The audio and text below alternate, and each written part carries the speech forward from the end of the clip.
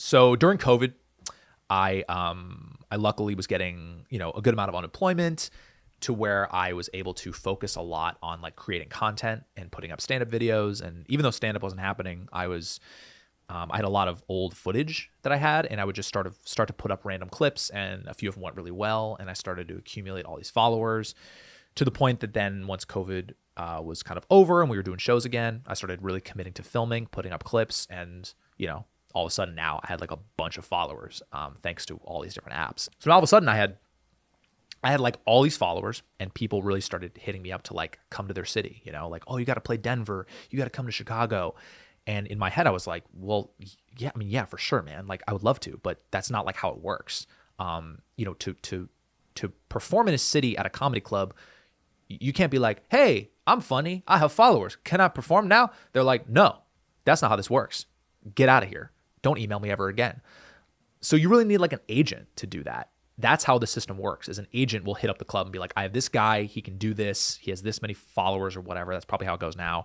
And then the club will, that's just how it works. And it's not the club's fault that that's, they're not like assholes for denying people like me, but that's just how the system worked. It's that you needed an agent to be the middle person between you and the club. That's just how it works. That's how the system is. And that's all good. But again, so I couldn't really do much when these people would hit me up to be like, come to my city. I was like, okay, but what am I going to do?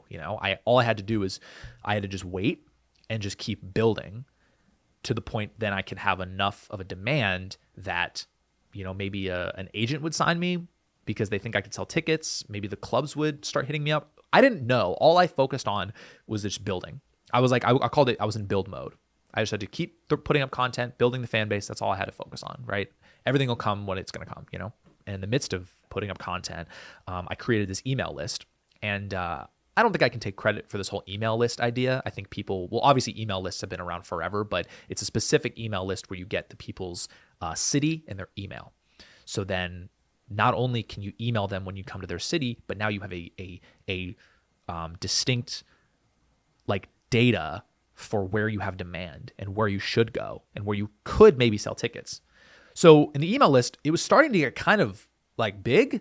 Like I was getting like a bunch of emails, like a bunch. And simply by just putting it on my Instagram, like, hey, where should I come perform?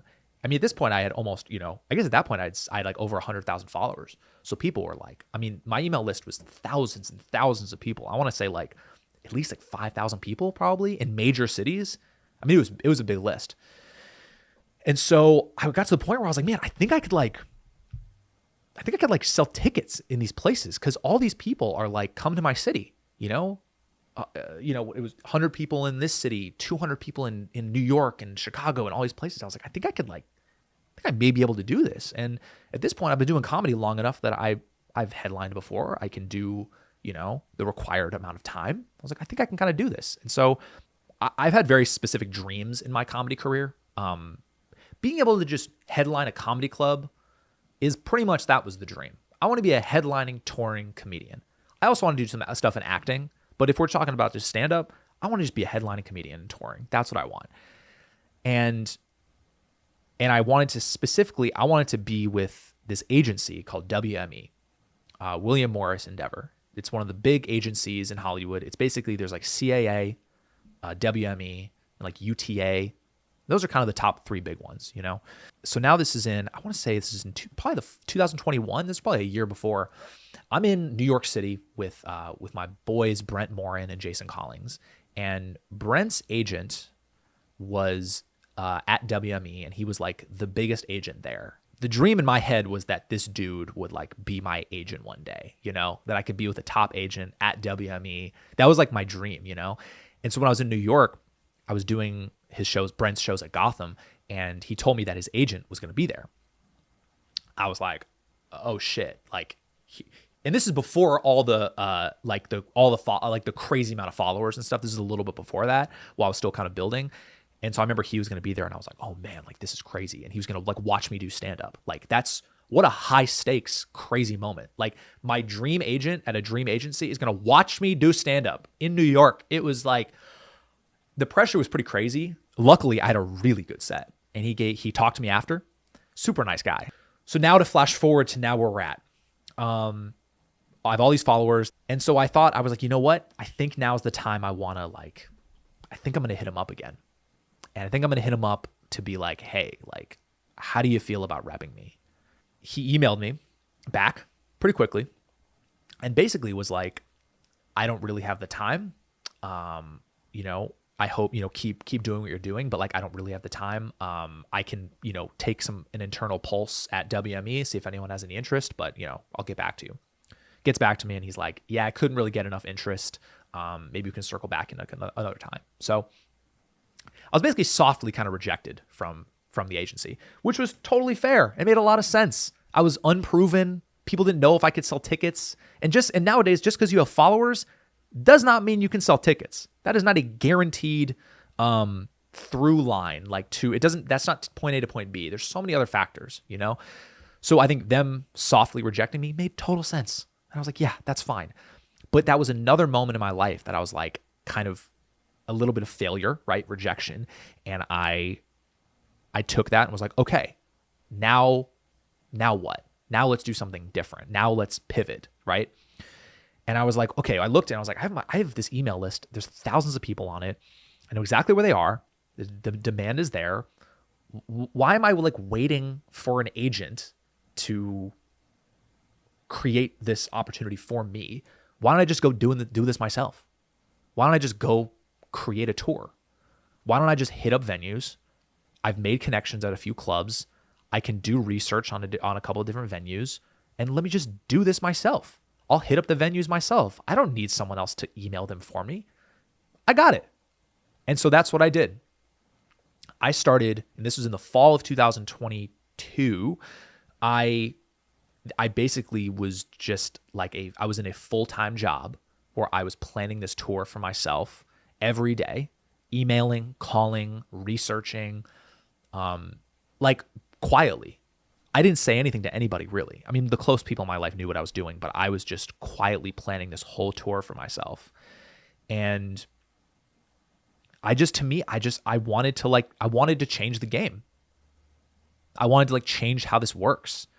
To me, the system is a little bit like archaic, even though it makes sense, right? You need an agent. That's the clubs. It all makes sense, and that's how it should be. But to me, I was like, well, maybe it doesn't have to be that way, Maybe I could just change how this works. My plan is that I want to do like low investment cities.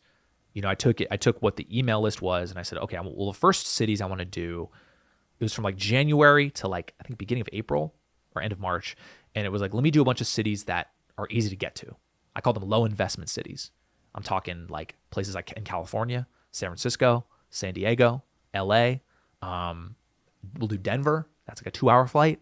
Seattle, Portland, 2-hour flight. Because in my thinking, I was like, if this shit don't work, I won't be out that much money. Do you know what I mean? It was like, if I only sold 50, 60 tickets, maybe I'll break even.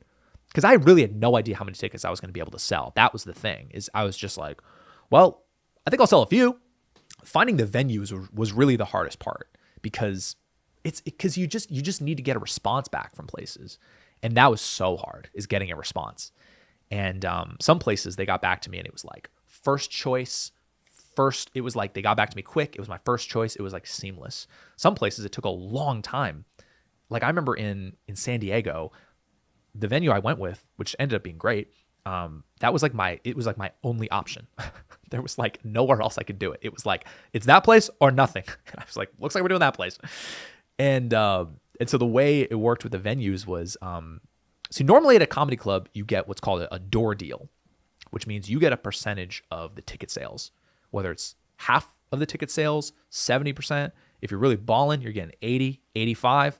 It's all about how the agent negotiates it, which is why you really need an agent. But with the venues I was finding, they weren't mainly comedy clubs. These are just kind of these indie little black box theaters that they do all sorts of stuff in. They do theater, they do music, who knows? It was just a space that I could look at and be like, all right, I can see that, I could see being on that stage doing stand-up, or some places they've already done stand-up there before, so they know what they're doing a little bit. That's how I was kind of gauging it. And so a lot of them, it was like it was like a rental fee.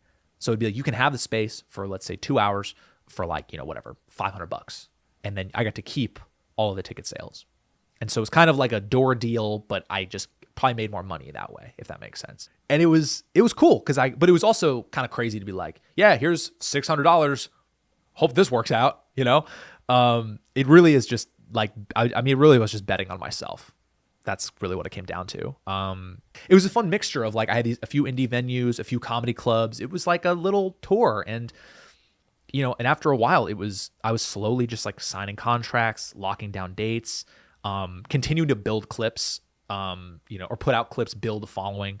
And then at a certain point I was like, shit, like at the end of the year, I think it was in December. So I'd been working on it for a few months. At the end of the year, I was like, I have like 13 cities.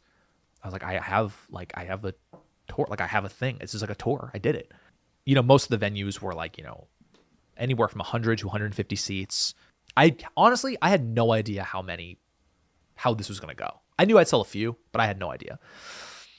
It went on sale and I was absolutely blown away. Because of you guys, like blown away, dude. San Diego, that show, it sat, I think 102. That show sold out in 24 hours. Which was insane. And so I added another. And then by the time that show came around, that one sold out. So I sold out 2 shows there. And all of a sudden it was like Denver, the venue was 162 people. That was sold out in a week. Los Angeles, I did it at the Ha Ha Comedy Club where I started. That seats, I think 140. That sold out in a week. So I'm like adding shows now. It was like the most fulfilling, unbelievable moment. Like not only did this work, but it worked like immensely well. Like people were coming through. Now there's this like buzz about it. Like I have comics hitting me up, friends hitting me up. Like everybody's like, dude, this is nuts. And comics are like, how did you pull this off? Like they were asking me questions. People are like, can I open for you? It was like such a crazy few weeks when I announced that tour. I don't think I'll ever forget that, man. Here's what's crazy. I go to DC and I open and again, this is at the point now where the tour's already kicked off. Tickets are already sold. I'm very open at how they're doing. Like I'm very much making it known that this is going well. Like buy tickets. It's going well. Tickets are selling out, you know? So I made it very known what was happening. I wasn't like hiding my success from the world. I was very much, you know, embracing it and excited about it. And I get a message from a lady. And she says, and I'm going to read the message. It says, Will, reaching out to say hello and introduce myself.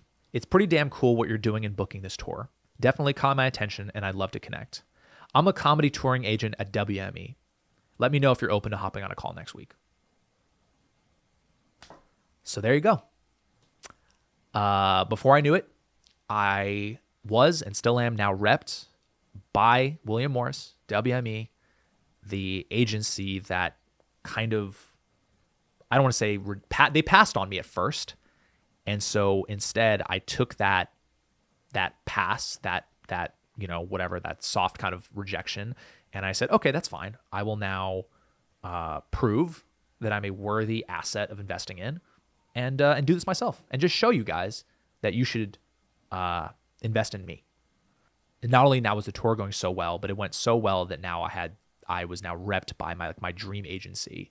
What was great about having her is that now it's, I can actually go perform at all the comedy clubs that I've always wanted to, you know, as fun as the indie stuff is, it's like, I also really want to do the main comedy clubs, you know, cause that's like all the places I've dreamed about performing my whole career. It's like, now I can finally do them. I have the connection through that. And so I guess what I'm trying to say is that if you know, if you want something, you know, if you want to do something, like don't wait around, you know, go create and innovate. You know, rejection will always happen. It's what you do with that rejection that matters. You know, I bet on myself and I got everything I ever wanted.